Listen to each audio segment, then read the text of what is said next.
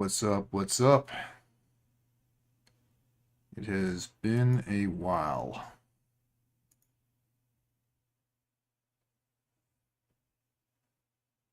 So, yeah, woke up this morning and, checked the tubes. Don't really come over to this community all that much.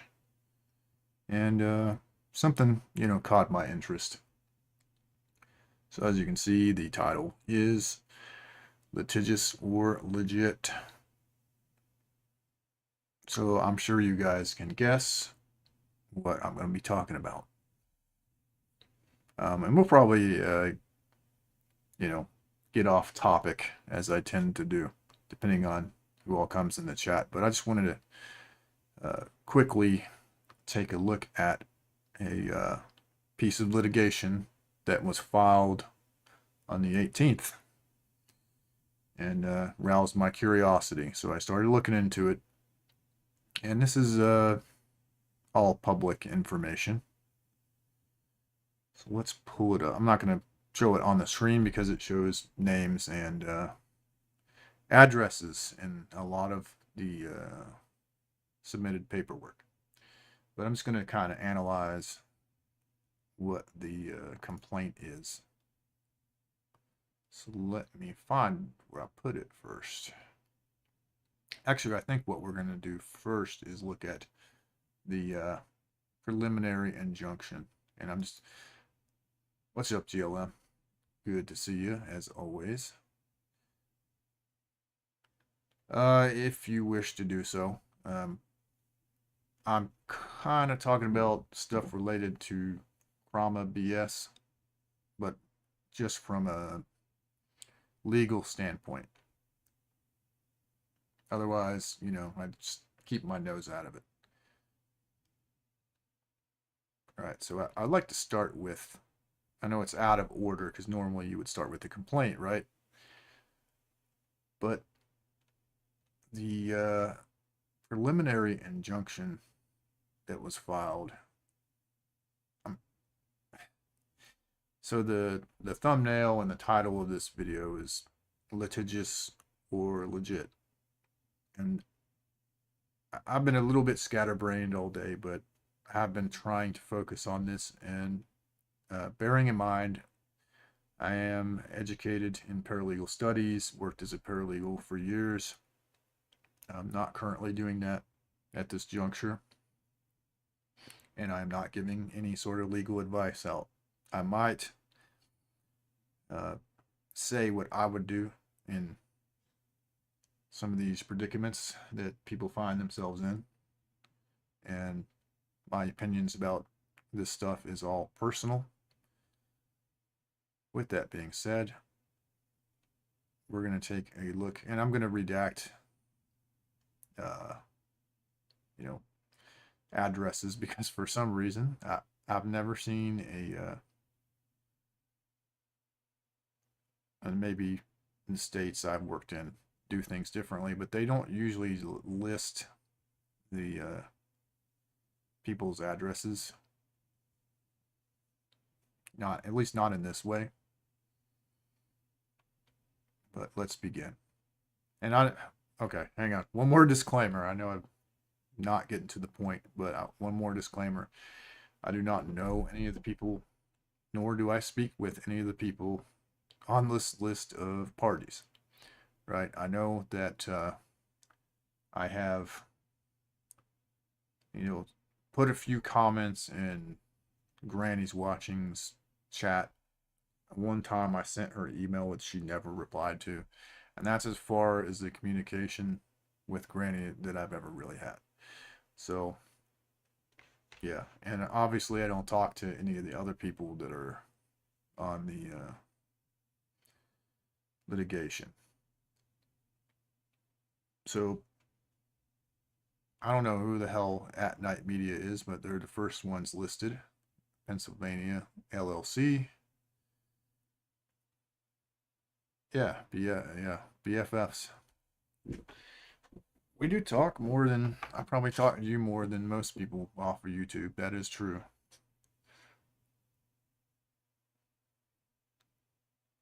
Okay, so GLM, you're going to be out of the loop. So before I start reading some of this, so what's going on is apparently Granny's Watching has been covering a case about a disappearing child, and she has had some unfavorable opinions about some of the people involved in the investigation. And those people have decided that they're going to sue another person, barbecue lady or some shit, and Granny's Watching.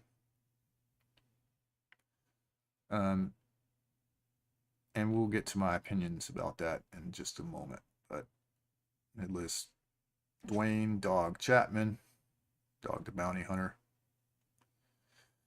And I don't know any of these people. I've only briefly scanned through this, and we'll do that together.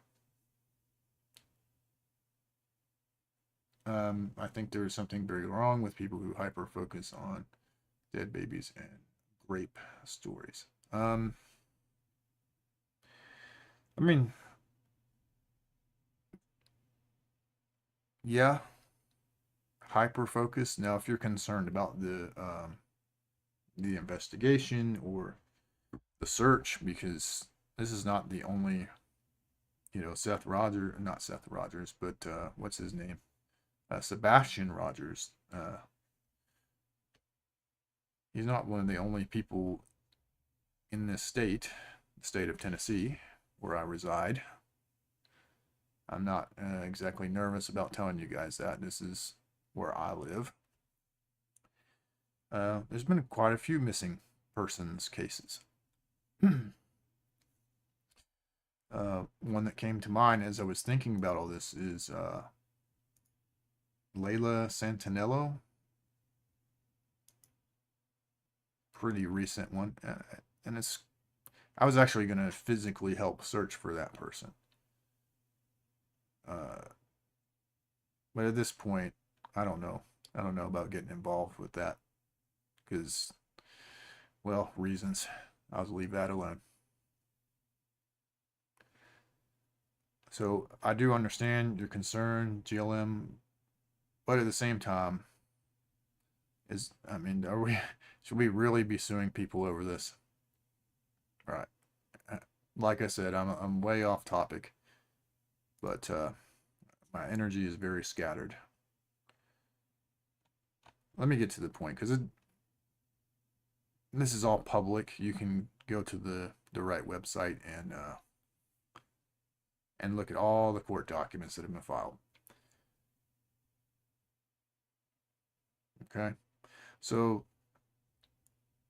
right now the latest thing that they filed was a preliminary injunction, and basically what this preliminary injunction is a gag order. So in other words, they just want the two defendants to just shut up, which I find personal opinion, is a violation of free speech. Now, I don't know. To be fair, I also don't know what the defendants have said, but at the same time, they do have a right to speak. They have a right to put out their opinion. Now, both the complaint and the preliminary injunction say that barbecue lady, or whatever the fuck her name is, and I'm not going to be very, this is very off the cuff, guys. This is not professional. Okay, you have fun with that. But, oh, God, I lost my train of thought already. Drink too much coffee, guys. I'm way scatterbrained.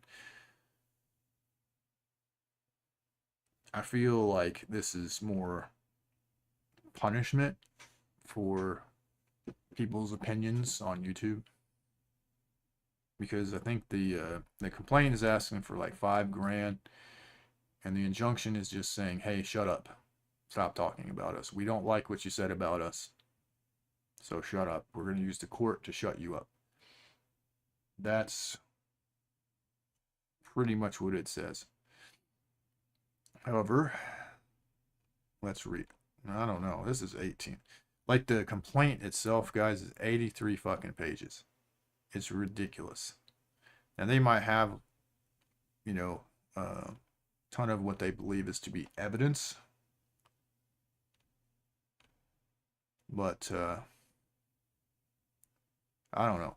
I don't know how you could say a person's opinion about how an investigation is going and some of the individuals involved can affect a search for a missing person that much. I think you're giving those content creators too much power. Like I said, and I would put the legal documents up. I actually am intentionally not putting them up for various reasons. But one thing, as I was browsing through this, I did notice let's pull up the court. I'm not going to pull it up. Just for me. I'm pulling it up for me. So, apparently this Bullhorn Betty lady has been doing some real fuck shit by actually, let's read the article. So there's a Court TV article about Bullhorn Betty that was just written like just over a week ago. So I'm going to read it to you. So it says Gallatin, Tennessee, a YouTube content creator who calls herself an investigative journalist has been ordered to stop reporting on the family of a missing 15-year-old boy. Sebastian Rogers disappeared overnight from Hendersonville, Tennessee on February 26th and has not been seen or heard from since. For months, police have said there is no sign of foul play. They have not found any clues to lead them to the missing teen. Rogers' biological parents are divorced and he disappeared from the home he shared with his mother and stepfather, Katie and Chris Proudfoot, as well as other children. Excuse me. Police said Katie and Chris as well as Sebastian's biological father, Seth Rogers, have been cooperating with the investigation. Katie and Chris, along with Chris' parents, have accused YouTube content creator Bullhorn Betty of stalking and harassing them. At a hearing Thursday, Sumner County General Sessions Judge Ron Blanton upheld orders of protection for all 4 adults and Chris' minor children. So I don't know Bullhorn Betty that well, but what I can say is I've seen videos of her going to people's houses and being right outside their house and fucking with them. So if she's doing that, I'm not surprised. That's a little bit different in my personal opinion when it comes to just making videos from your house saying, hey, I think they could do better. I don't know exactly it. And anyone on either side of this issue is welcome in this chat to say your opinion. Just make sure it's not like, I feel like it seems to me that a lot of the criticism about at least one of the defendants is just because they don't like her. Hang on a second.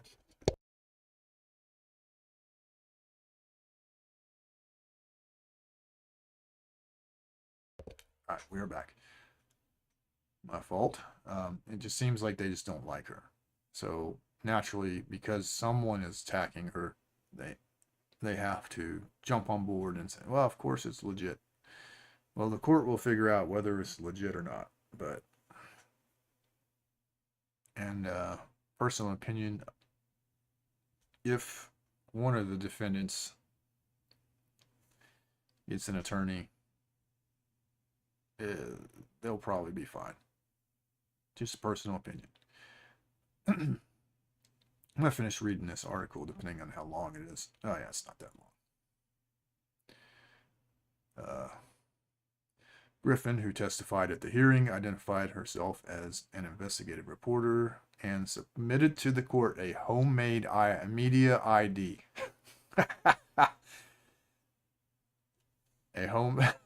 She sounds like she printed off like her an ID and got it laminated and is pretending it's legit. That's kind of hilarious. That she created to wear out while recording. In court documents reviewed by Court TV, Griffin is accused, Bullhorn Betty, trying not to say her name. Hey, Jules, what's up? She's accused of approaching the family across multiple states and encouraging her followers online to harass the family. Chris testified at the hearing that Griffin had threatened to bring a gun from another state as well as a machete. Interesting. Yeah, that lady's crazy. Let's be real. Chris' attorney showed a compilation of Bullhorn Betty's videos during the hearing, which featured her asking her followers to get information about the Proudfoots. In one, she appeared to threaten the family. I've been very calm, very courteous, said in one clip. I was trying to do my job without making a ruckus, but if you want to push me, honey, I'll come out with a whole pile of ruckus you guys won't even know what to do with, and your law enforcement will not be able to stop. This lady's a nut job. I'm sorry, Bullhorn Betty, you're a fucking idiot.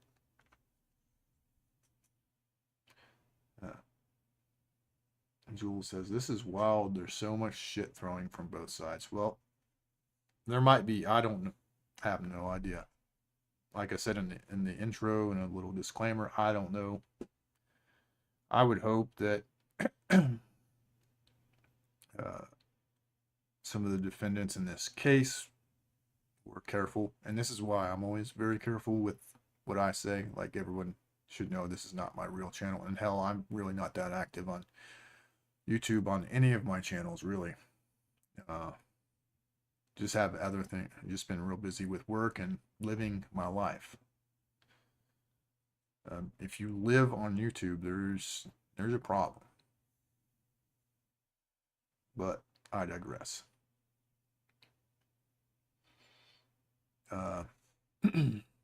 When she was asked to clarify what that meant, Bullhorn Betty said she simply meant that she holds all her protests on public property. Her attorney, Terry Frizzle, told the judge, "What I saw here is offensive to me, but I believe that Bullhorn Betty has the right to make those statements as an American citizen." Well, they were right there. I believe that is also effective for Granny and the barbecue lady, whatever her name is. Um, there was something in particular that jumped out at me in the court documents, which I want to finish this, and then we'll try and find that. Like I said, the complaint is 83 fucking pages, and yes, I say fucking a lot when I'm off the cuff. You don't like it, too bad. Okay,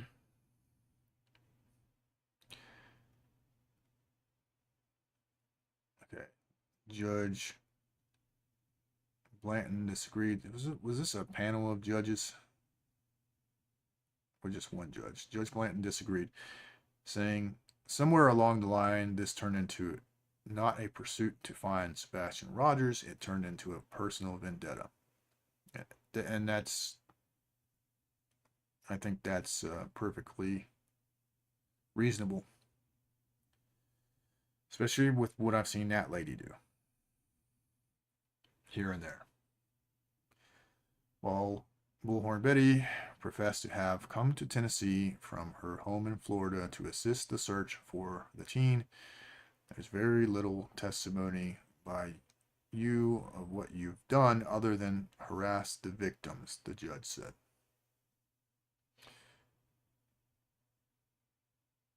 I have not seen that. I need to get a hold of that too, because that'll help me. Because, in America, there's the complaint, there's the answer to the complaint, the whole process. And I would like to see what the answer is to the complaint. Who is SF investigates someone that's not even involved, just putting their opinion in? Yeah, please, you may drop it. I would like to see it.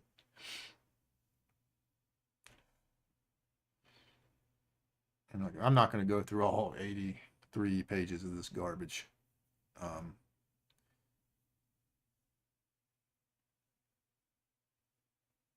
But let me finish. He's a private investigator on the case. Do you know what state? I might have to check that. Because I did say I've been all over the place, but I did check. There's 2 private investigators that were listed in the complaint, and I did check to make sure that they were licensed, and they are licensed. And that's really easy to do. So let's see. Thank you for that link, Jules. He's got his license number, non-party opposer. Oh, cool. This is getting real. Okay. I will take a closer look at that one in a minute. Oops. All right, I want to finish what I started. As part of the protection order, Bullhorn Betty is not allowed to have any contact with the families and must complete a firearms declaration. Oh. The judge also made explicitly clear that she is not to discuss the family on social media. These people are basically not in your world anymore. An angry Seth Rogers stormed out of the hearing after the protection was granted. He spoke to the cameras outside the courtroom where he blasted the judge's decision as a blow to free speech. You're not allowed to sit there and ask the questions, as somebody would say, the hard questions, and get an answer, Seth said. Seth, who is a supporter of Bullhorn Betty, also Also said he remains suspicious of his ex and the family. Well, this is dramatic. They haven't shed a single tear for my son being missing. They haven't looked, and they're doing everything they can to stop my son from being found. And if that doesn't scream guilt, then I don't know what does. Griffin is due to return to court. Oh, Bullhorn Betty, my fault. On November 20 for a hearing on charges that she violated the restraining order 6 times. So, lady, I mean, I understand being passionate about it. I mean, but bruh, bruh, there should be limits to that, right? Especially coming from another state to cause trouble. All right, so let me find my place in the injunction. No, that's the sorry, that's the complaint. I'm not sorting through all 83 pages, but there was interesting stuff in there. Let's see here. History of the case.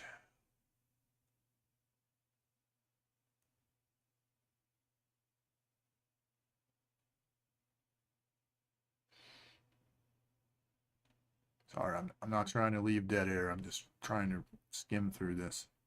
Okay, so they actually must have said that. Wait, fuck.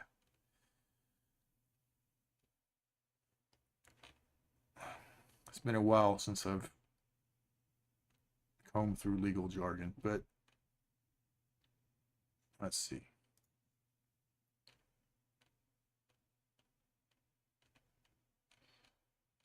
I was specifically looking for, there's a part in the complaint, I guess, where they say they accuse the barbecue lady and Granny of running a fucking criminal enterprise and coordinated attacks.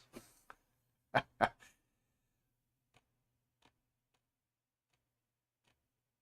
me find it. I'll just read that verbatim when I get to it.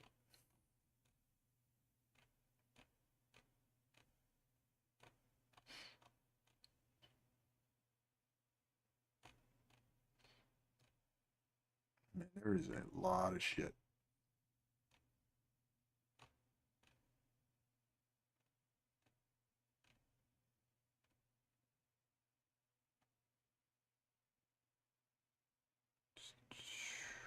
Okay.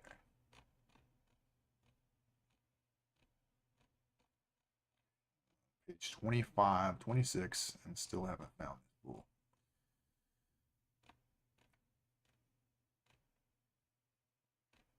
I don't know any of these people. I read sort of like a brief timeline of the case, and it does sound weird. Like the mom said she heard a thud, told him to go to bed, but didn't look in the room, which is very strange because my parents would have. If my parents heard a thud, they wouldn't have just yelled at me to go to bed. They would have at least looked in the room.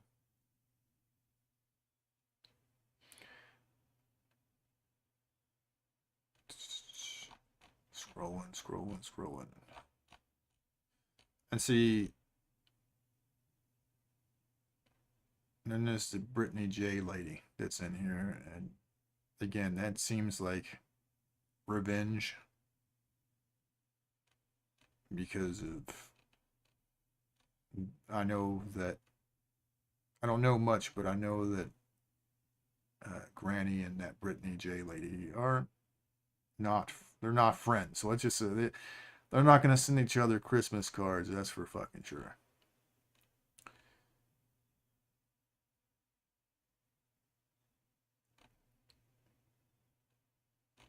Okay, and that's where they listed.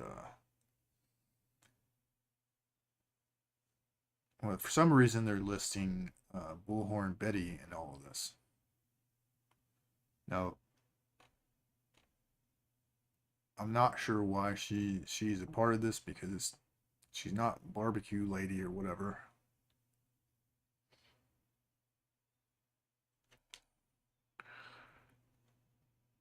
Let's see, hang on. I might have passed it. Interference with prospective business relationships. Oh, that's Bullhorn Betty. For again, she's not. We're on page 43. Okay, I'll come back to that.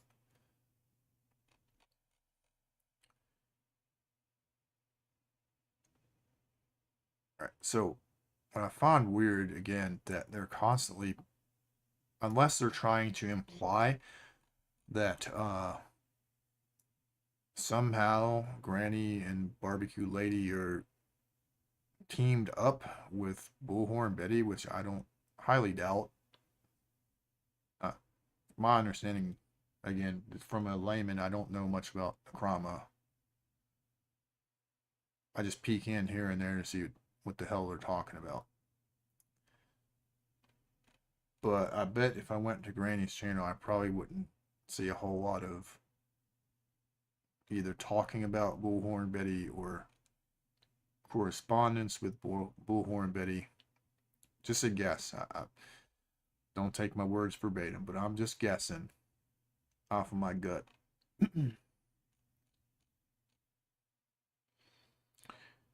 All right, so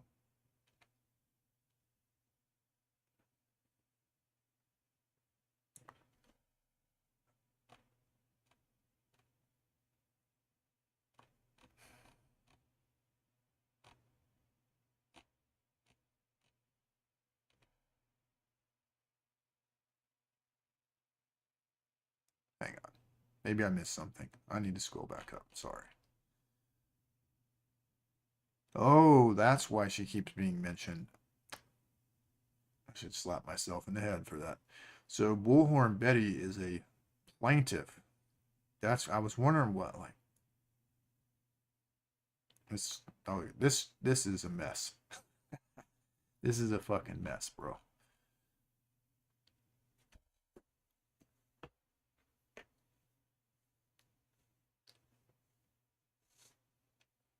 All right, that answers that. See, I told you I'm scatterbrained right now. I should have caught that initially. Welcome back, GLM.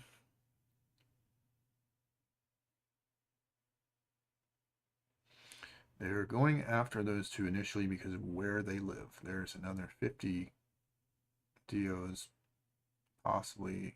Yeah. They're basically saying it's an orchestrated attack on any creator or person involved with Team Seth. I see. So yeah, I was hoping that someone who was more informed about what's going on than Krama would come in here and help me figure out what the fuck is going on. Because it seemed like the kind of person, like we just read off the article about Bullhorn Betty, you would think that she'd be the kind of person that would be a defendant, not a plaintiff.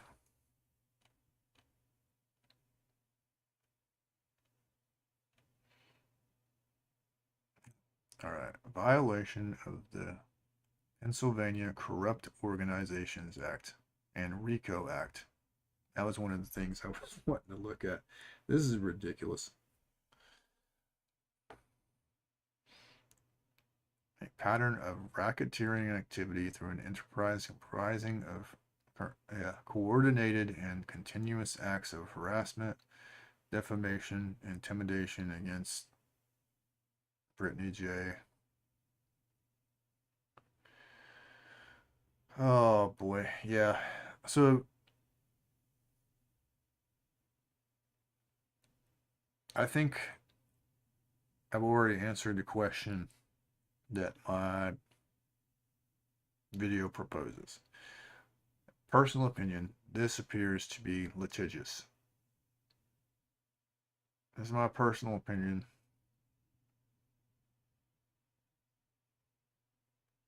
That kind of, I had a suspicion that it was, but this is just sort of solidifying it.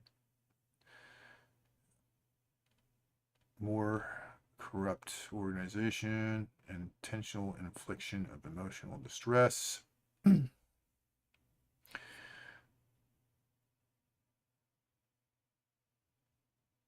Engaged in a pattern of extreme and outrageous conduct directed at plaintiff Rogers.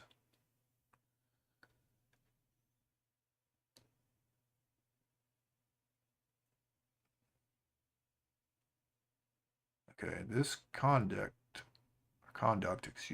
includes spreading false allegations of criminal behavior such as accusations of P and involvement in the murder. So, along with threats to his safety. Jules, is any of that true? You'd be someone that would like. Where's Savannah? GLM, summon your friend Savannah. I'd really like to know if that's hyperbole or whether that actually happened. I mean, I could look at her catalog and I think she probably does talk about that guy, but again, sort of weird that they didn't really check up on the kid that night.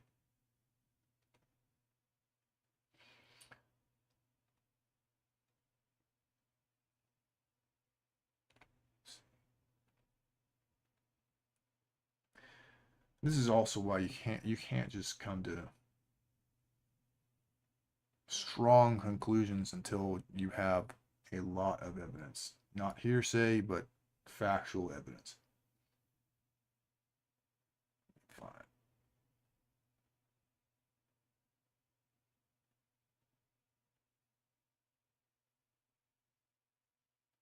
Find the lady somewhere.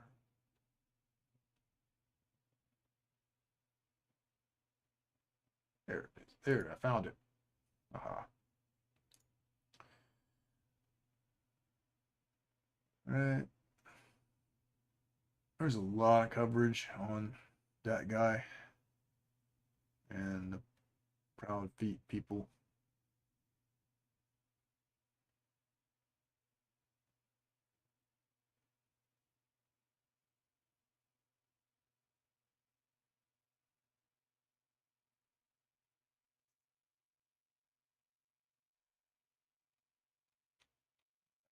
And that's just videos. Let me go to live streams.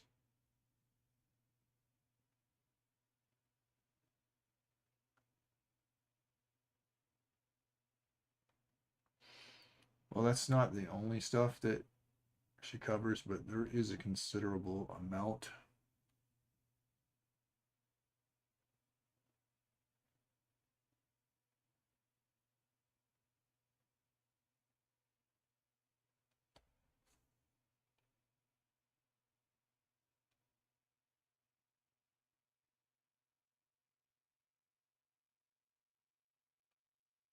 Sorry, I was looking through her catalog. Trying to ignore you, chat.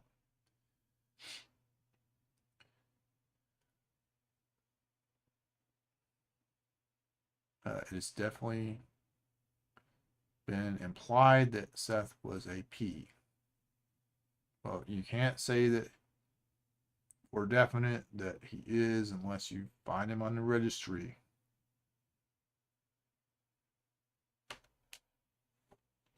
That is a very strong thing to call somebody.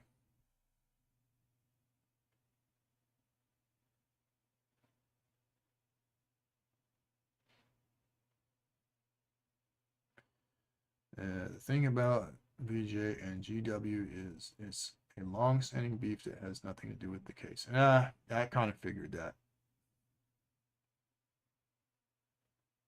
I think she just wanted to throw her lot in as a way to get that jab in on Granny.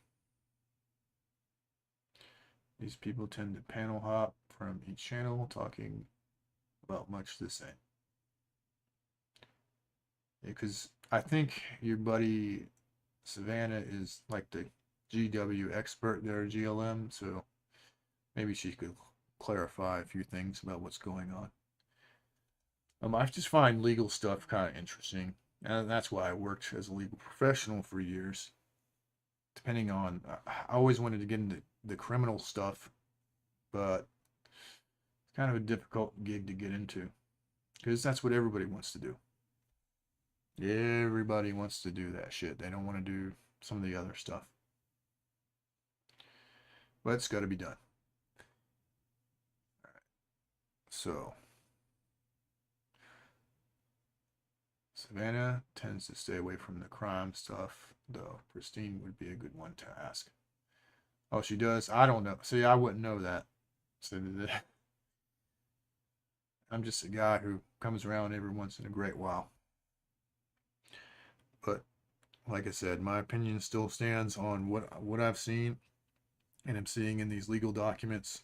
Real easy to find.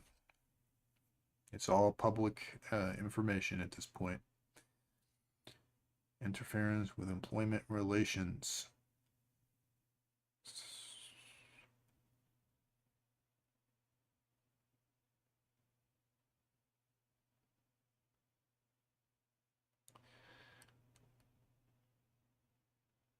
Defendants, barbecue lady and Granny's watching, interfered with plaintiff Rogers' employment by disseminating dangerous and false accusations that could jeopardize his safety and job security.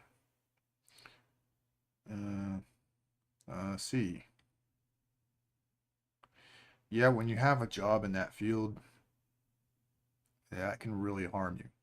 Uh, Accusations, and that's why well, it could really harm anyone. But in that career field in particular, you can't have criminal allegations against you.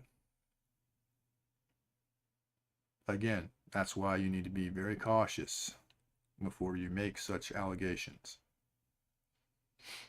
And I don't know what evidence, or, well, I don't even know if that's true because it's just what they're alleging to be true in their complaint. But if it was, I don't know what evidence they were basing this on. Because, that career field is one that you definitely have to have a pretty clean background to work in. Cyber harassment. Hot dog. We're only on page 53.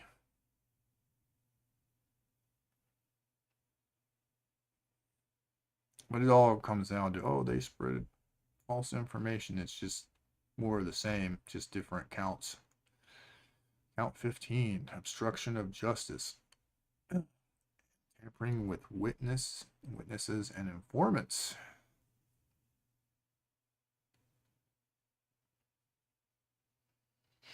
Now, I know that Granny's got. See, I remember when Granny had like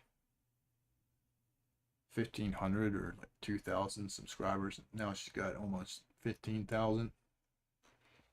But still, like to say that she has this ability with, I mean, let's be real. 15K is a pretty good sized audience. But I mean, does she really have that much pull? If we're honest, it's something to think about. I mean, I can't say for sure on anything either way. It's just the way it looks to me right now. I don't think you're gonna have someone like if he were to speak with the witnesses that they're gonna say, well, Granny's watching influenced me to not cooperate, or I just highly doubt that. Little common sense thing.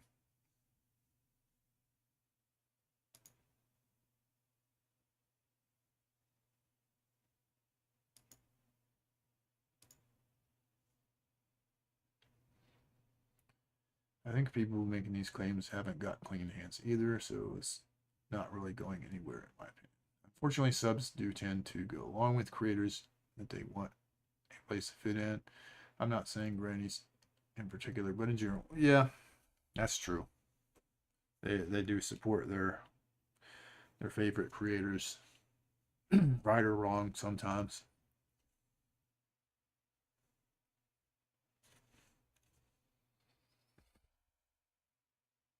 Oh, this is endangering the welfare of a child.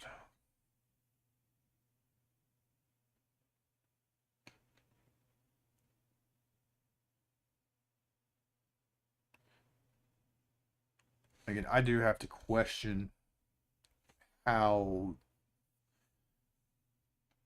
Granny and the barbecue lady were able to obstruct the efforts by having their opinions on YouTube. I mean, it isn't like they're, going to people's houses with a bullhorn and harassing them, you know.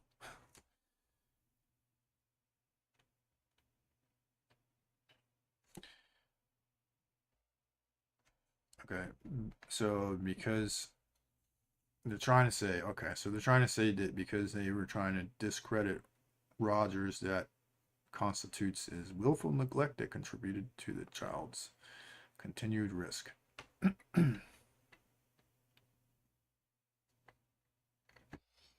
I don't know. I think they're reaching personally, but RICO violations.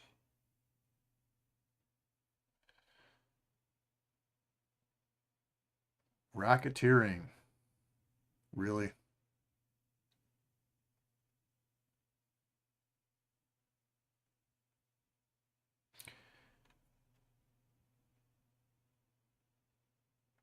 There are claims of strangers going to homes, though it's proving it's to do with this case.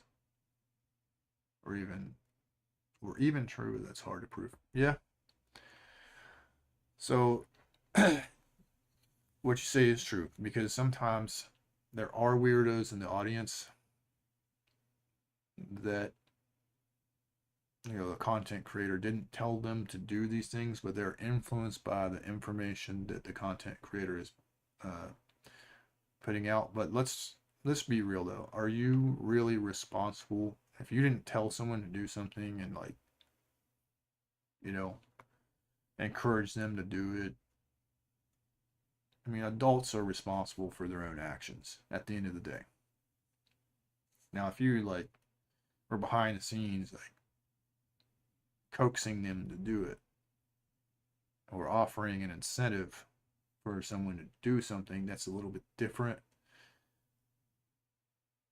But at the end of the day, you're only responsible for yourself. You're not responsible for what your audience, people in your audience, chooses to do. That being said, it would be wise to be careful what you say because you can influence the weirdos in your audience to do things that a normal person would be like, that's not a good idea.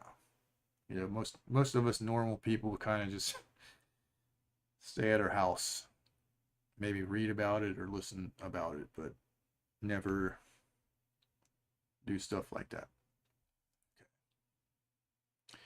I remember a lady in QB. Is that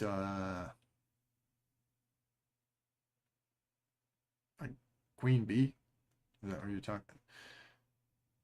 That drove past Betty's and bragged about it and QB. However, QB was blamed. Yeah, see, that's exactly what we're talking about.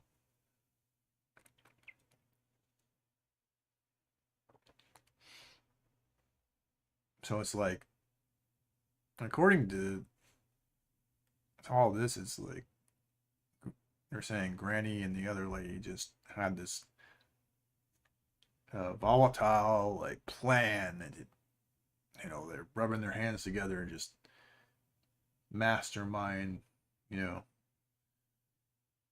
just a sinister plot to do all this stuff. When in actuality, I think, I mean, I don't know exactly what they did, but I think they feel a type of way about the situation and they're sharing it publicly. Just like I'm doing here. Although I'm not super invested, it's interesting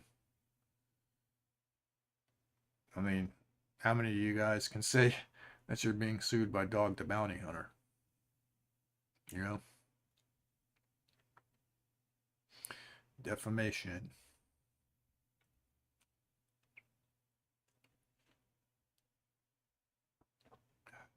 God, dog. Criminal conspiracy. That's count 20. Yeah, GLM. I'm just reading stuff. If anybody wants to come on, they're welcome to. I actually created a StreamYard that can run in the background because I'm actually streaming via OBS.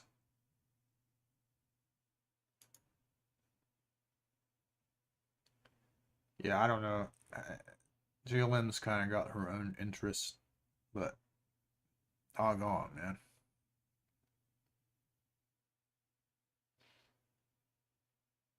Yeah, honestly, it's real easy to get access to this stuff. I've saved it. I'm gonna kind of. There are several court cases. Some of it that has nothing to do with trauma in general, but that I keep an eye on. I'll just add this to the list of things to watch. Let's see, obstruction of justice. My goodness, intimidation of a witness or victim.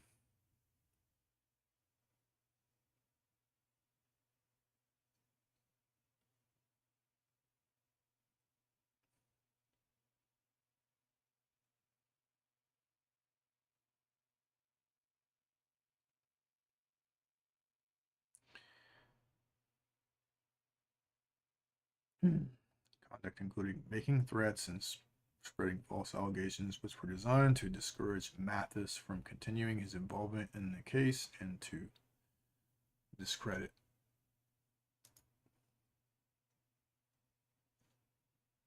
I don't even who the hell is Mathis? One of the plaintiffs, obviously, but do you know, Jules?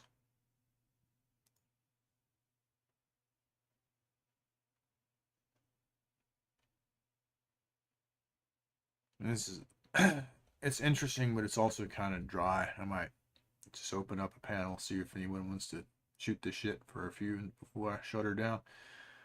Oh, Tony Mathis is Seth's spokesperson. Okay, got it.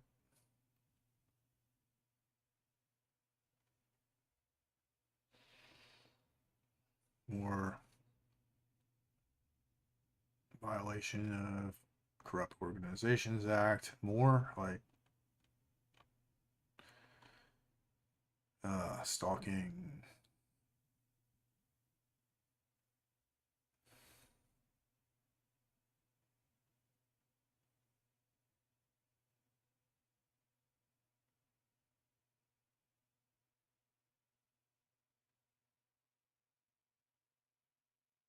I mean, they're just throwing like everything against the wall. Like, we're on count 25, retaliation against a witness or victim. For fuck's sake.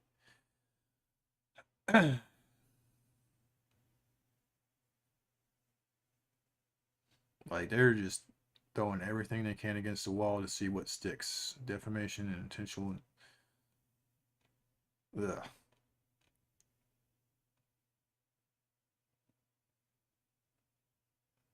Christine is working.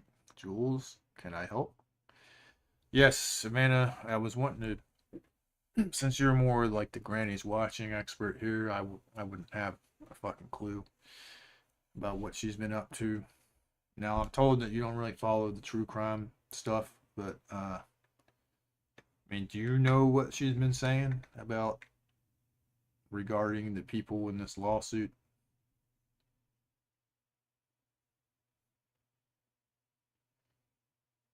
And Seth Rogers and some other people.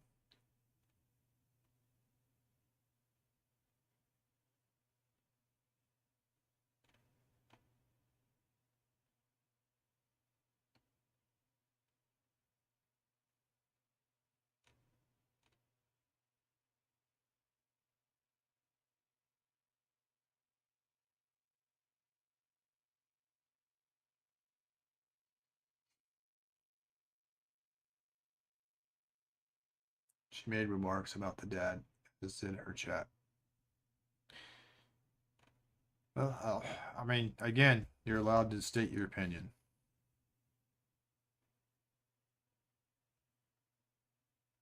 She hasn't been saying anything that could warrant Rico. That's what I'm saying. When I look at this is just basically they're throwing everything against the wall. Part of it's like revenge of some sort. I mean, because the concern should be trying to find the kid, um, not all this drama. But the other side made the same remarks about the mom and the stepdad. So it's mudslinging. Only one side has decided to be litigious. Unlawful dissemination of personal information. We're on count, what is this, count 32?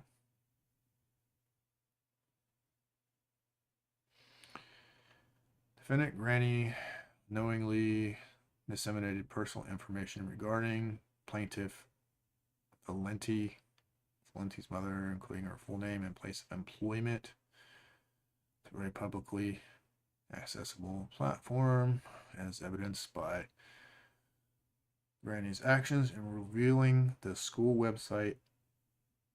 Granny, I hope you didn't do that. Please tell me you didn't actually do that.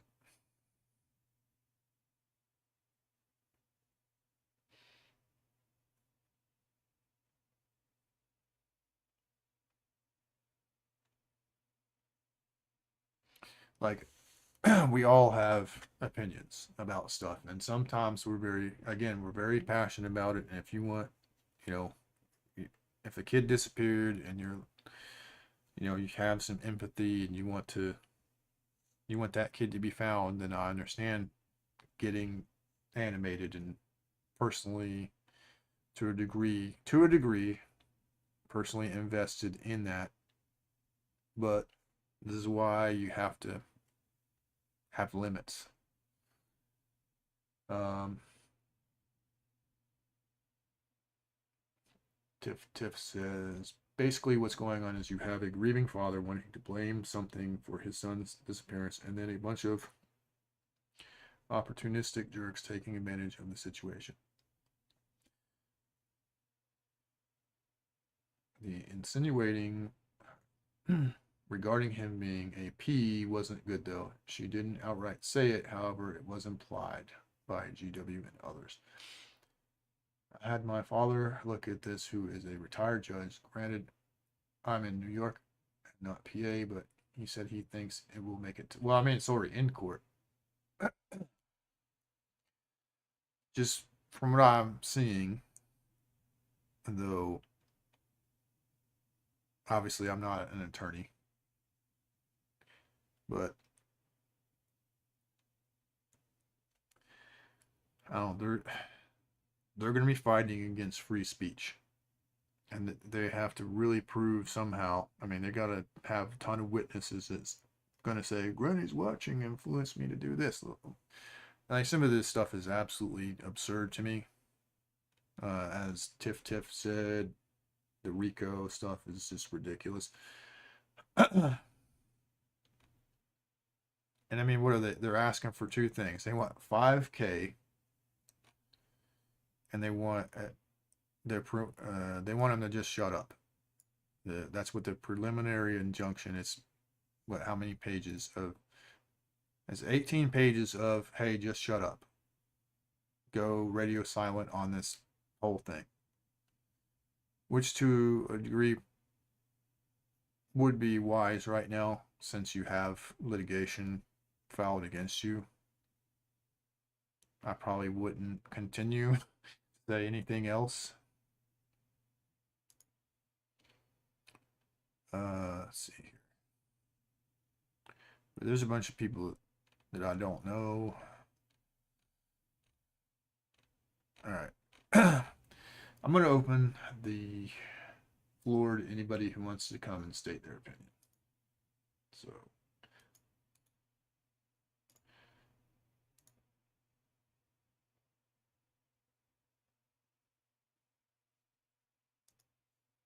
and the floor is open.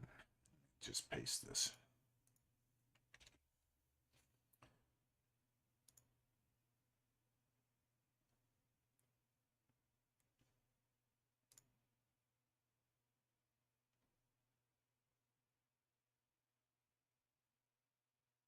I meant not to make it any farther. I'm sorry, I can't type with my long nails.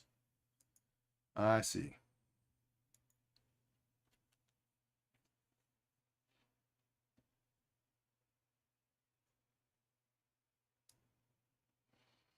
And once again, I don't even know Granny. I've not really spoken to her. I've made comments about, in her chat before and sent her an email that she never responded to. So I'm not really picking sides per se. But after kind of glancing over all this stuff, it just seems kind of ridiculous. Well, seeing how I'm hearing, I'll listen. I'm at the grocery store, but Tiff can come simp for GW. Let me check. Some. Oh, all right. All right. Allegedly, Tiff, you have the Hello, floor. sir. All right, there we go. You have the floor, Tiff. Okay. So I've been reading up on this today and a little bit last night, right? And there's something that I came across. I want to share this with you because I found it to be interesting because RICO cases, apparently, I'm not a professional. I have no experience in this, right? I'm just going off of, what I Googled and read. But civil RICO litigation is pretty hard to beat if you're a defendant. However, there's something called proximate cause that I came across. And what it is a correlation between the direct actions of the defendant to the harm or loss that the plaintiff suffered from their actions. So basically, what it states is that you can't make a loose connection of the actions of the defendants to the loss or suffering that the plaintiffs are claiming that they occurred from this person's actions. It has to be a direct correlation for a RICO thing to stick. I read all of these, law articles on it and these cited case, texts and all this stuff about it this morning. And to me, it seems like that would probably be my unprofessional opinion, but that's the most valid argument that these defendants would have because you have a massive group of people with opinions on the internet about things, right? Yeah. Um, I don't see their opinions being any more damaging or uh, you know, harmful than the rest of the millions of people who have the same types of things going on. So that's what I came across.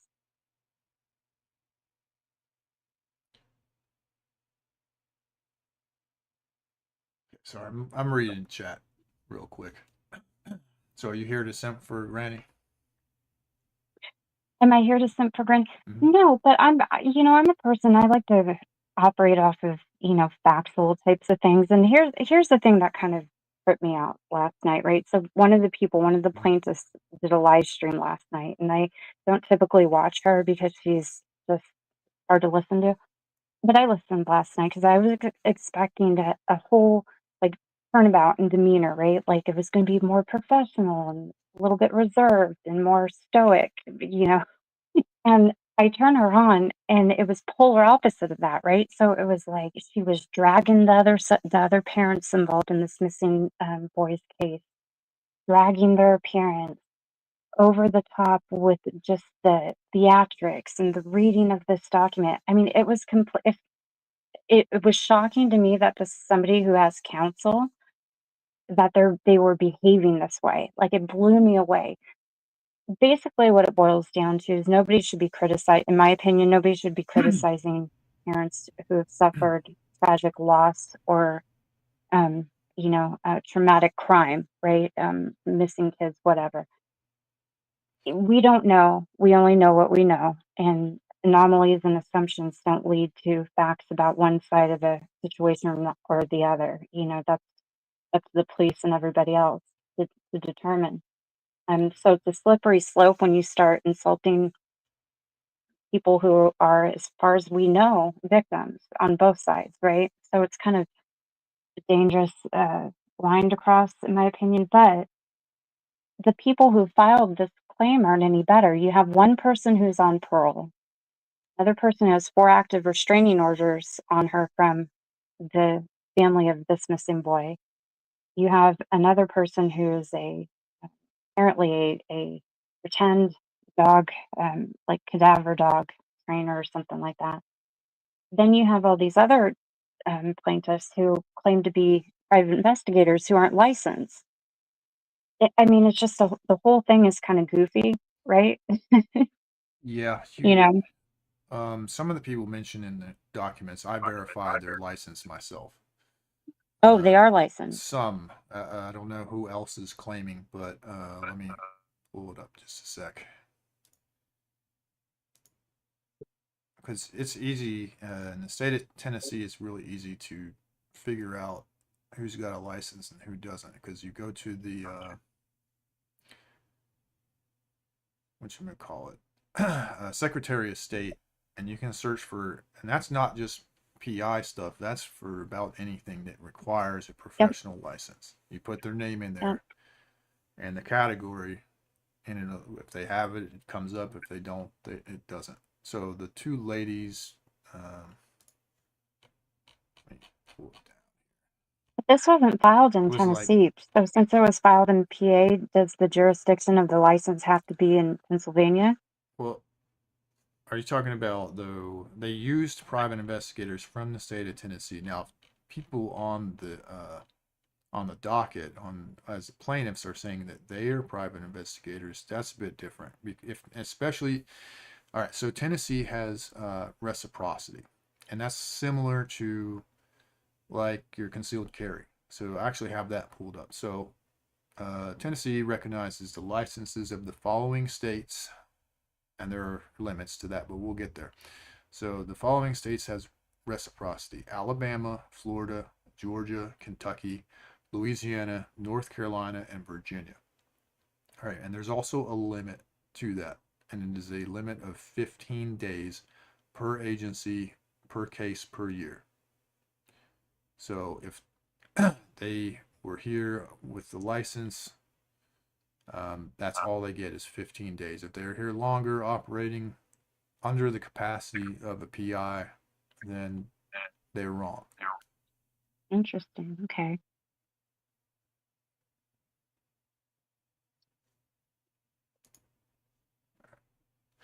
What do Uh, you think? well, I don't know enough about it, um, but after looking through the complaint, all 83 pages, we just kind of browsed through it. First and foremost, I think that a lot of this, to repeat myself, is they're throwing everything against the wall to see if something sticks. Like they're only requesting $5,000, which is, I guess, probably the limit that court will allow, and then they have a preliminary injunction, which is basically a gag order. So they want to charge them money and shut them up. And this is a lot of legal paperwork for something. So I'm not going to say it's not trivial by any stretch. We're talking about what you said earlier. I mean, these people, a child is lost, um, and that's stressful for everyone involved. You know, tensions are really high, and Absolutely. that's why we need to be careful what we're saying during this stuff, because you might be accusing an innocent person who lost their child of Right. something. Right. And that, I mean, that we saw that type of situation really explode with Sandy Hook, right? So we saw victims, families of a horrific crime be accused of being, traitors to the country, crisis actors, their children never existed. I mean, you name it, these people were harassed with it, right? And it became so unpoliced. It was so just allowed back then. This is what it's been 12 years now or something like that. It's been a long time. Things have evolved and changed since then, but back when that was in its infancy, in the immediate aftermath of that situation, these people were being literally harassed. I mean, it's like nothing I've ever seen before or really since, except for maybe a handful of other, highly um, visible cases, of severe crime like that or mass shooting, whatever. But the thing with this is that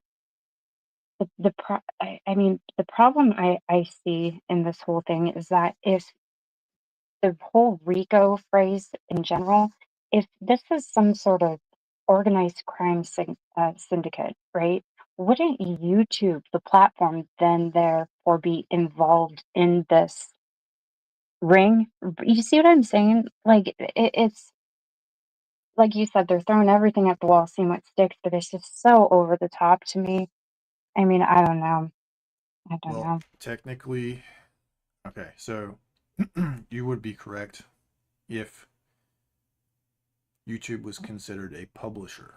So YouTube is a platform, and people have tried to fight this or make this argument before about the difference between a platform and a publisher. If YouTube, and I think it was really over Twitter that they were fighting about, but um, I'm not so sure. I know it was one of the major platforms, and that was their argument. So we're a platform, not a publisher. If they're a publisher, then they are responsible for what people say on their website. So that's one of the major differences. Well, and since they're a privately held company too, the free speech argument kind of is tossed out the door as well. But there's terms of service when you sign up to use YouTube.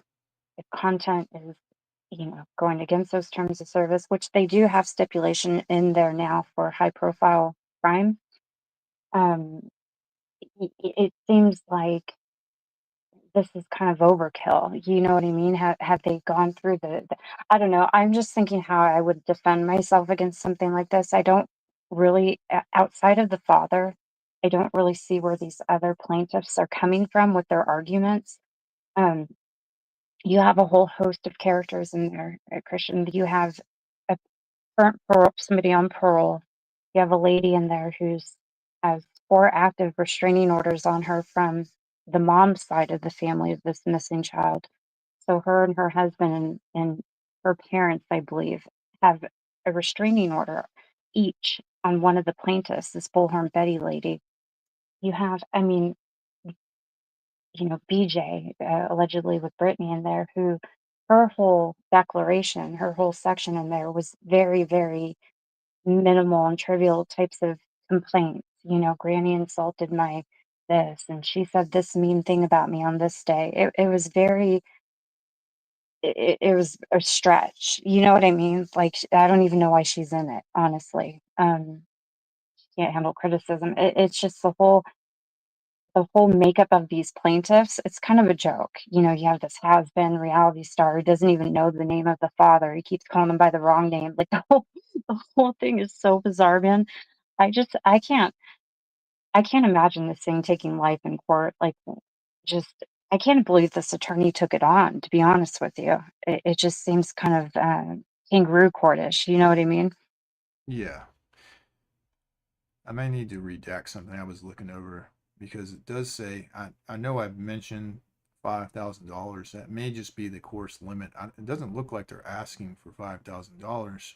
At least not at the top. It says money damages requested. They check no, and then when you go to the conclusion, which is what they want out of the complaint after 30 some odd 30 plus uh,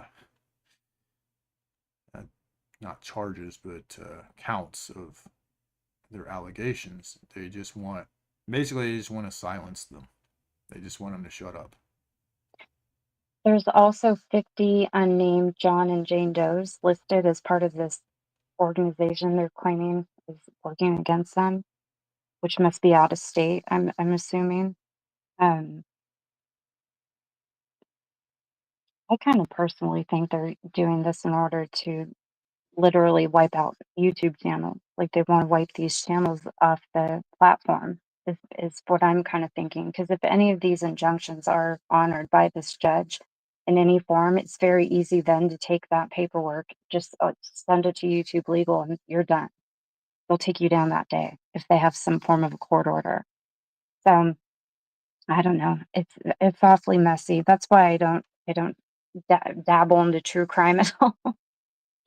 'Cause it's delicate, it's a delicate situation. People forget that, I think, sometimes. But um, yeah, I don't know. This just seems like they're taking advantage of a father who needs some form of blame in order to have some type of anything with his son, because his son just vanished into thin air. This poor man wants anything to focus on, right? Instead of the unknown, I would imagine. And just seems horrible to platform that as your means to seek out some form of revenge on people you don't like online. That's all it seems like to me, honestly.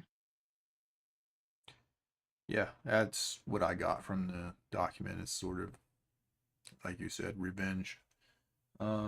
It said no money, just removal of the content and not to be spoken about. Yeah,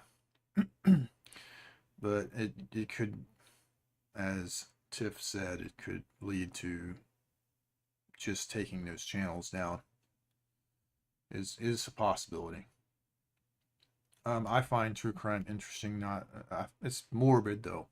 The problem with a lot of true crime is it is morbid because you're looking at oftentimes someone who is no longer with us. I do like the investigation aspect. I find that part fascinating, but not the thing that happened. Yeah, I listen to a lot of trials. I like listening to trials, old trials, current trials. I listen to all the, witnesses and the whole, I for some reason I've always liked listening to those. I don't follow a lot of these channels though. But here's the thing. When you take a look at this from a surface level, like why wouldn't Nancy Grace then fall into some form of, you know, uh, perpetrator of these types of, scenarios? Because she tends to be biased or more favorable of one side of a situation than the other and very vocal about it herself. You know what I mean? Like this is going to be a hard bow to hit the bullseye with, right? Like this is going to be really hard to nab this on these specific people, in my opinion. Like, I just don't see how they can blame an opinion that's shared by so many people on 2 people plus 50. It just I don't know. I don't know. It's again, I think they're taking advantage of this dad, and it's gross, and the time and effort he's spending on this now, where they're gonna parade him around like a circus, sideshow on press conferences, and they got Dog the Bounty Hunter there. I mean, it's just gross, right? Yeah, agreed. Definitely 100% agree with that.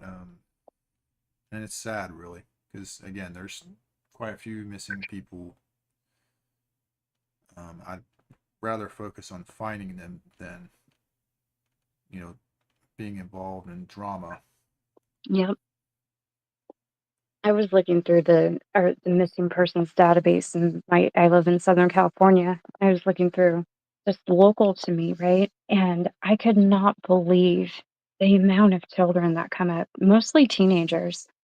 Um, Even ones in areas like not in my city in particular, but even close by to me, like place where I grew up in San Clemente. There's a missing 14-year-old kid.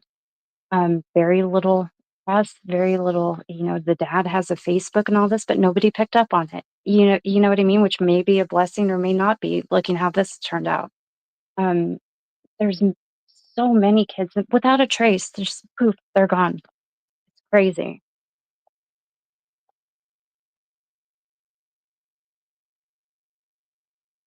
Yeah, I was just mentioning at the towards the beginning of this stream, there's another one in the state. Jennifer, not Jennifer, her daughter's Layla Santanello still disappeared without a trace. They even had a little bit of footage from the street of her walking somewhere. I think that's about all they had. I mean, she just kind of poof, without a Hmm. trace, nothing. In that area, though, is you could disappear in the mountains and never be seen again. Like it's really easy for someone to snatch you up and take you to some remote place in the mountains where people just don't go. Right. A lot of Well, vast wilderness. right. Well, you have the Appalachia all right there. What and lots of, I mean, it's even happening out where we're in a densely populated, suburb or city. I mean, we have these kids that, and they just vanish into thin air and they have no idea where they go. This happens very often. I really didn't have the scope of how often this does happen all the time. Yeah, exactly. So when I worked for the government, we used to get a annual briefing about human trafficking, and a lot of people don't realize how fairly common that is um, everywhere. Uh, Pretty much everywhere. People go disappear and are never seen again, just vanish, and they were Hmm. trafficked. They could be somewhere in overseas right now. You wouldn't even know. That's scary. Definitely scary. Yeah, it doesn't get a lot of attention because I think I kind of have to wonder if that's because the investigation is so covert, right? It's so delicate and covert that that they don't really, even when they catch these people, a lot of the times I don't even think they give it much attention, because of the nature of it. I don't know. We have a lot of, because we're so close. I'm so close to the border. We have a lot of young people who come over from Mexico who are undocumented, or who wind up trafficked like that. And there's no they don't really have record of their existence here, right? So it's really easy for those particular young women and teens and young men even to be targeted for a trafficking type of a situation. And yeah, you have no idea. They actually had I believe it was like a box truck type of a um, vehicle where it crashed and it literally had inside of it, I think something like 80 people that had been trafficked, that they were taking to, not transporting immigrants. This was completely different. These were trafficked people that they were using for labor, for all kinds, like not just sexual trafficking, but other types of uh, human labor and things like that too, where it crashed and these people were in this box truck. It was horrific. Like there was no oxygen in there. I mean, 80 people shoved in this little box, back of this truck thing in this enclosed space. And they're just, nobody would have had a clue if they had not gotten in a car accident. That these people even were being shuffled around like cattle. You know what I mean? Nuts. Totally crazy. Yeah, that's why, I mean, your story is another reason why we need to secure the border. Yeah, I absolutely. mean, that's a good way to make people disappear is to take them to another country. Happens all the time. Hmm. Yep. The process is there for a good reason, right? There's a good reason to have legal immigration. People seem to forget Yeah. that. If you're when you're live when being so close to the border, you feel the effects of it a lot more, on your infrastructure, on your social services, on your educational systems. You know what I mean? Like everything is inundated. Your police departments, becomes, you notice it. I think it's harder for people, or, well, I don't know, maybe not anymore, but people don't a lot of the times have the clue how much pressure this puts on all of our social safety net that we have in this country, right? Because we're overspending in areas that we don't have really the money to do, and so we get neglected. And then those immigrants are become, they're vulnerable people.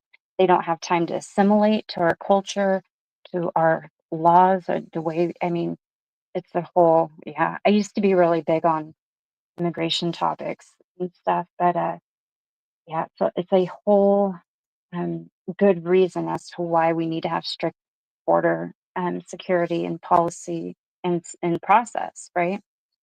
Um, not just for us, but for the immigrants too, you know? Yeah. Yeah. I mean, I'm a very small government type of person, but I don't necessarily think you should be a complete ghost either, because you know that that leads to many different problems. Criminal mischief is one of them. There was a guy who went to my high school many years ago who was stabbed outside of a bar by an illegal, and I don't think they ever found the guy. Like they knew who he was, but he was able to just disappear because he had no ties really to the area, and no driver's license, ID, nothing tying him to the region. He just poof, he's gone. I think they had it on. I mean, back then, video wasn't as good as it is now. It's not like 4K. It's kind of probably blurry, but they knew who he was. But I wanted to look at what you were talking about. So this guy, the Stephen Fisher guy, submitted this thing that I think Jules sent me. Now he's talking about the people on the list are not licensed PIs, um, and I don't think any of those are. What I was talking about earlier is the complaint lists a couple of PIs that was doing the work, and those people are licensed. That being said, I don't think anyone on this list are licensed PIs. Now, there is a thing where you can do work for a licensed PI, certain tasks, but there are limits to what you can do. Right, right.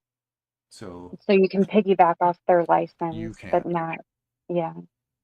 Yeah, they will use you as like an informant, sort of like Mhm, like the police do. mhm. His whatever he submitted, his um, briefing or his response or what I forget what it was titled, but it was really well written. Um, Focused on the whole PI aspect, which I can't quite understand. I suppose some of those parties must have presented themselves as being I private believe they investors. might have said they were investigators. And Yeah. you as a public person can do certain things, but you can't do other things, right? And I also know that the state of Tennessee has like so dog might say, "Well, I'm a bounty hunter," but that requires a license too, and I'm not so sure about the reciprocity. I mean, I did. I'm not going to say that. I'm not going to say Mhm, that. I'm going to be mhm. careful what I say. Yes. But let's say I've done similar work before. Uh, but yeah, a lot of states have a reciprocity agreement, and it's yeah, be careful what you do. And I'm gonna look at their what it says here.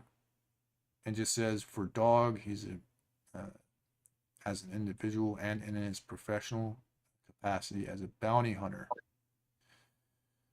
So was he bounty hunting? That's a good question. Like what he was he doing, and did he do more than a public citizen can do?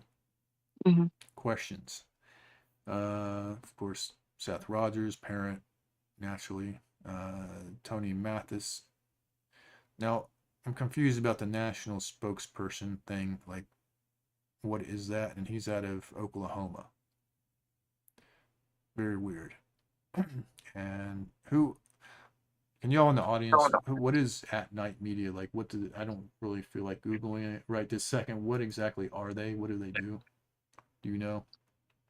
I believe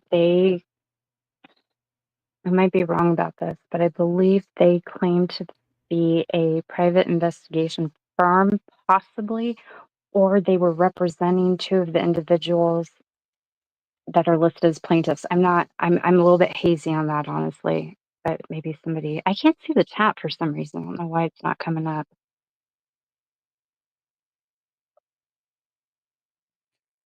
I guess I will Google it real quick. Yeah, I'm foggy on what they do, who they are exactly. Somebody explained it, but I didn't retain it. It was like, it was kind of odd.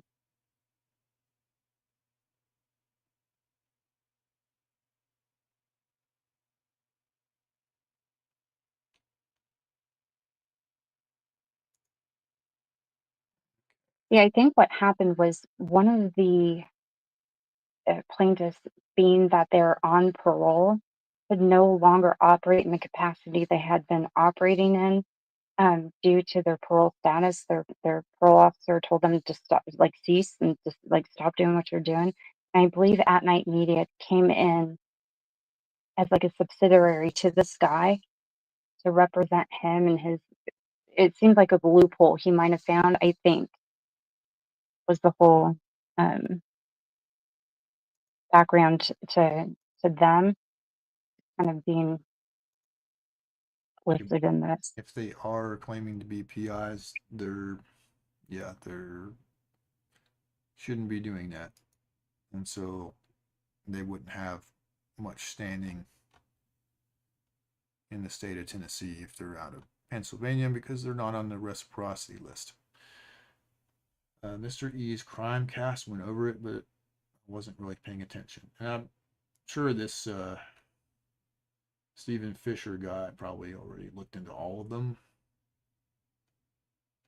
and he's I think he probably goes right. over it actually. I think he individualizes them each out in their how they're overstepping the bounds of what a licensed PI should or shouldn't be able to do. He kind of individualizes them all out in his thing he wrote. Interesting. So he says that At Night requires a $500,000 retainer to engage their services, demonstrating that they are conducting a business as an unlicensed private intelligence agency. And very interesting if true. I did try and Google them, but not much has come up other than there was a court case that popped up. Tried again.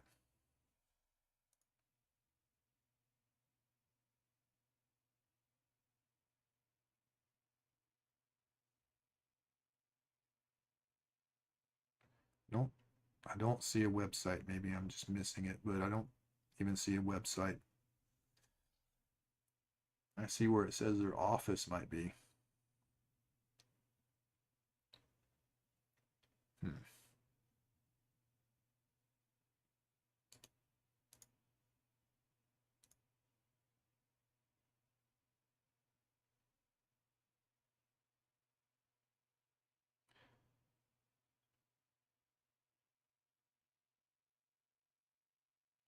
I see a lot of I see a lot of legal stuff, but nothing really talking about what they do. So he may be right. I don't know. I don't know where he's getting this from. Yeah, I haven't investigated. I haven't exactly investigated them myself. Uh, they publicly disclose a plan to use extreme and unethical measures.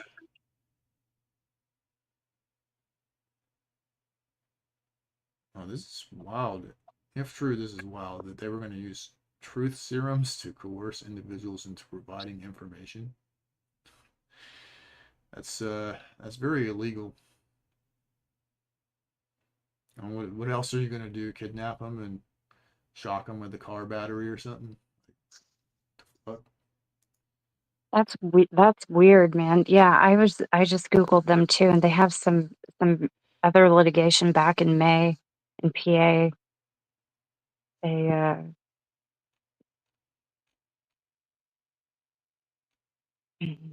yeah, this is weird. That night group.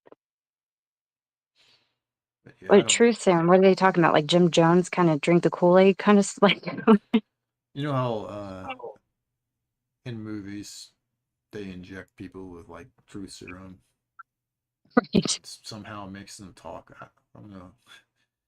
It seems like very fictional to me, but apparently, according to this guy, they claimed that they were gonna do all this stuff. I mean, No, I don't know how legit. like what he's saying. I don't know how accurate that is, but interesting.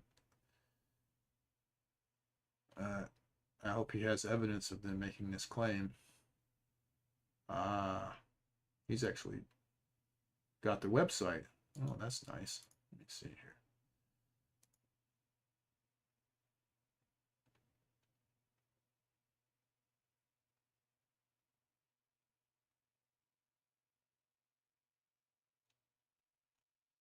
I think I might have to do a deep dive on these people. I might have to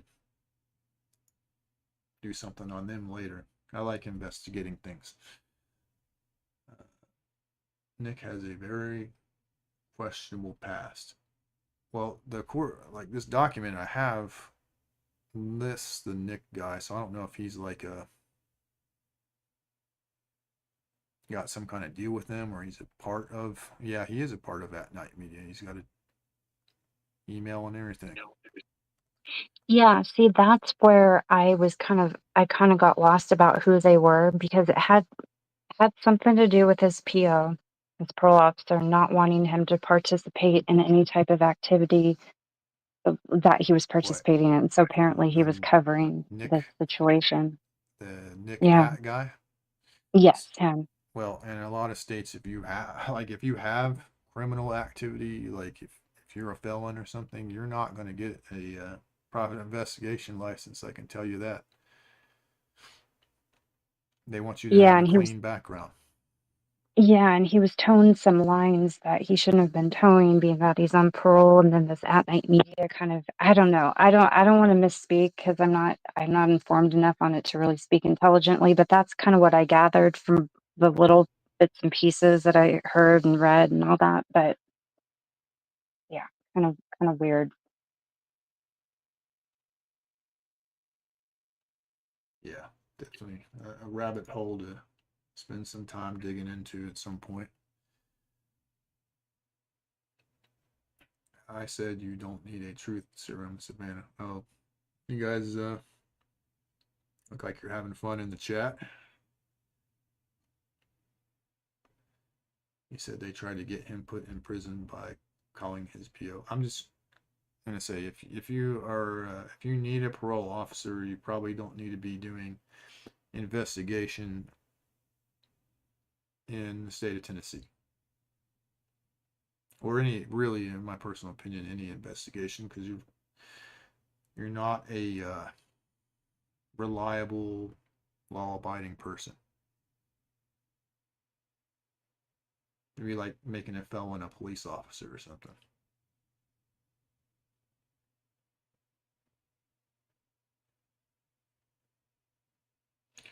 Yeah. Okay. Well, let me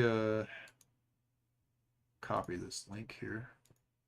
I'm gonna jump down, but if you do a search for at night media and then you search Nick Hat, so NIKHAT,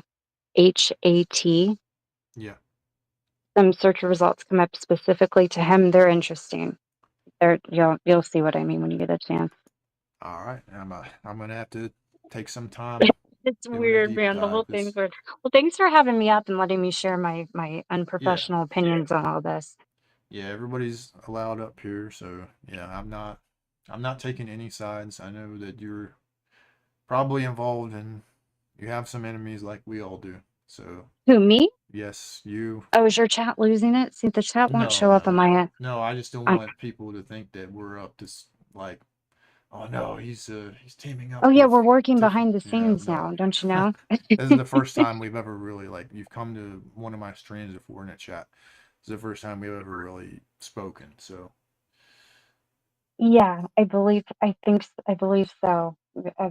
Maybe once with Cassie, but yeah. So, anyway, listen, Christian, have a good day. Thanks for having me up, and yeah, good luck. I'm curious to see what you find out about all this. yeah, thanks. Well, have a good one. You too. Bye bye.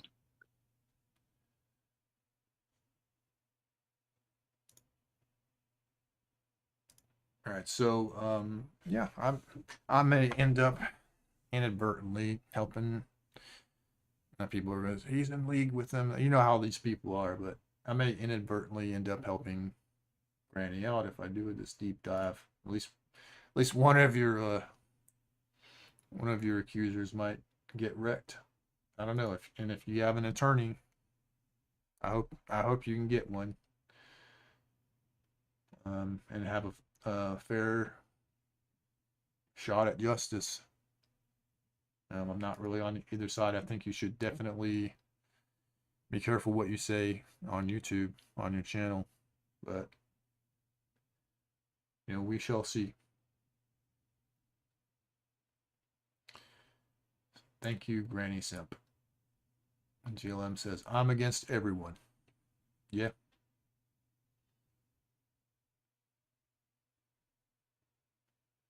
Hang on. Who was Nick was a friend of JLR? Who is that? I don't even know who that is.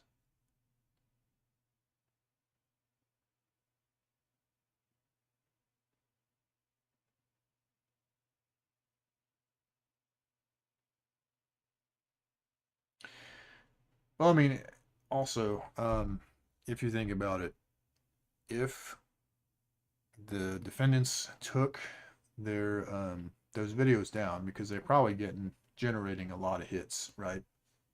Matter of fact, I'm gonna take a look at just how many hits they're getting.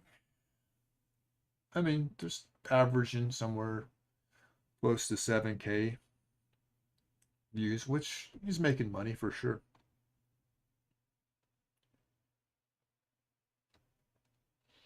So potentially for them to take those videos down, they would probably lose money because the thing about being a partnered YouTuber is you could keep making money off of videos you made 10 years ago if people are still clicking on it. Once you have a pretty big catalog, eventually you're kind of just continuing to make money for nothing, really.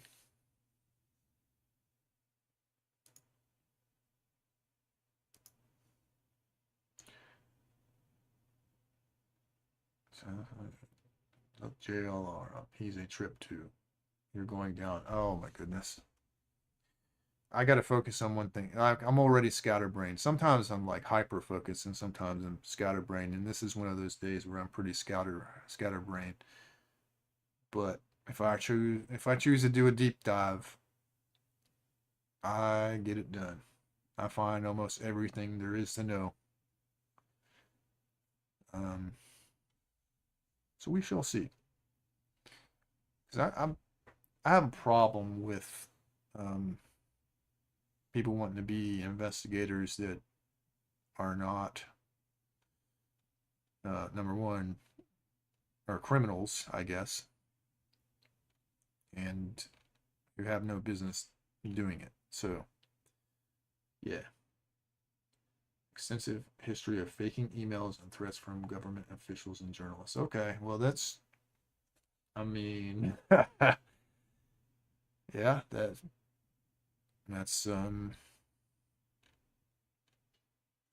yeah. So what I would probably do if I was the defendants is start gathering evidence. I know, like someone mentioned that the Brittany J lady hid her videos. Well, wonder why.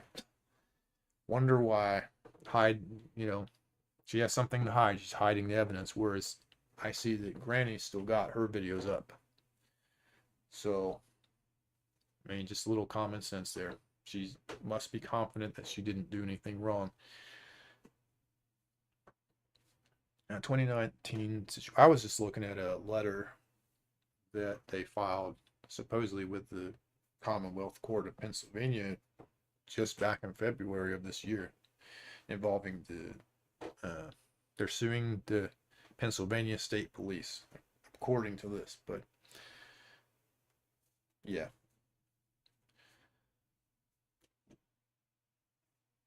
but all right, guys, I think um, I'm getting ready to shut it down. But thank you all for coming. I just wanted to, sometimes I just want to stream for a little bit, and I end up being on here for like 2 hours.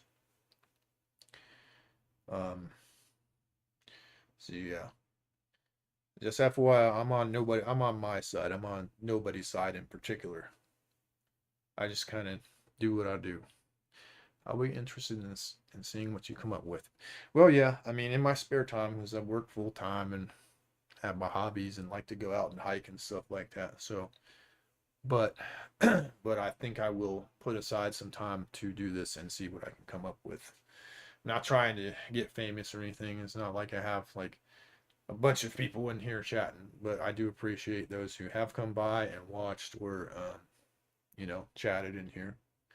But it ain't like I'm trying. I do not want to be a YouTuber. I always said that.